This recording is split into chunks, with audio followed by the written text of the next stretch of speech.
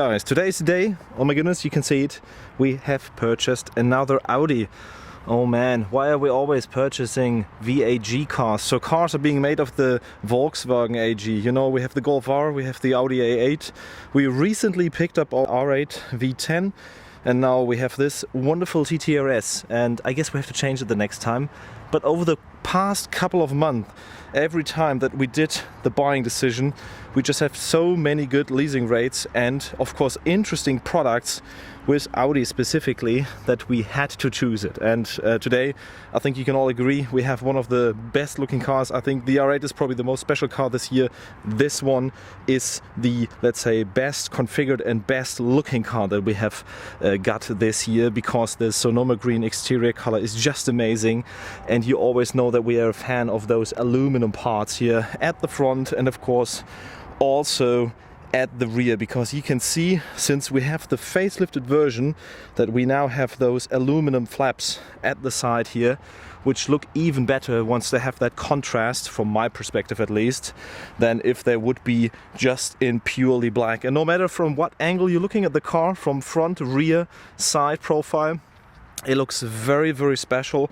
The color makes it very, very special. And I specifically also like the color theme that we have here, because we have something like red calipers, black accents and the Sonoma green, and of course something like polished metal or aluminum, which we have here. And we can also see just in a minute in the interior that this color theme, let's say, continues, and I think it's not only from the outside but specifically also from the inside, one of the best looking cars that we have owned so far. So tension is rising.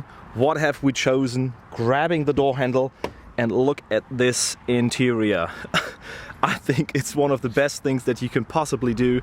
We have this red design pack, which is not even that expensive, but it changes the appearance of the whole interior's car by far. We have RS, let's say, floor mats. We have chosen more or less the basic Alcantara seats, so there's no more option. And you then get the sides of the seats in red. You are getting your seat belts with the red accent here. And of course you're getting the interior center console with something in red. And once you jump in, you can also see that we have the steering wheel, which has this center, let's say, in red leather. So actually a very funny story to that steering wheel specifically here. We got the confirmation for the order. Everything looks fine. We are looking through that order over and over again and trying not to make any mistakes with any specs in the car, for example.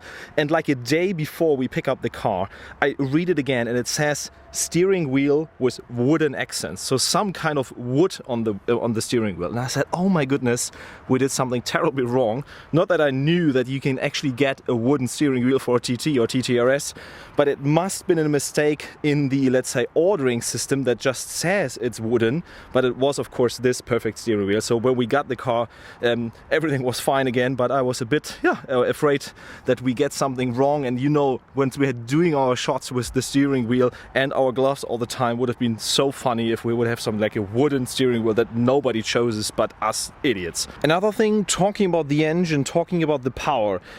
Engine is the same. I can get it open. Oh my goodness. Fail, outtake. The engine is the same. It's still got 400 horsepower, but of course, due to the fact that the exhaust system is different and also the OPF is in there, some said that the pre-facelift was faster than this facelifted version.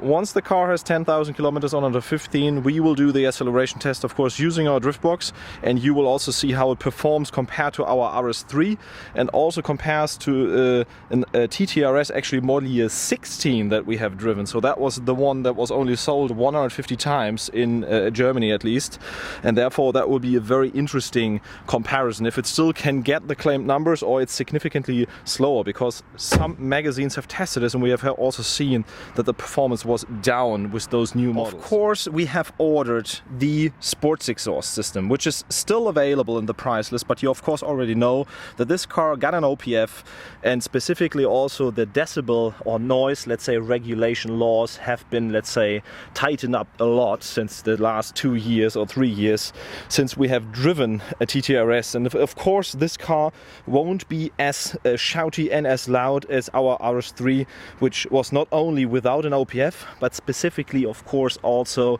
with the regulations of model year 18. This is a model year 20.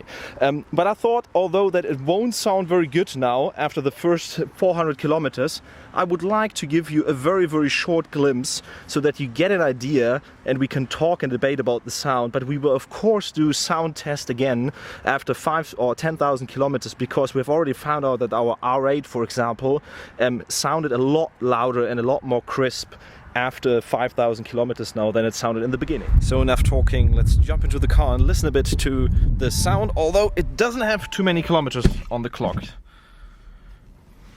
Hit the start button. Yeah. Cool thing is, we still have that exhaust button that you can push. It has an immediate effect.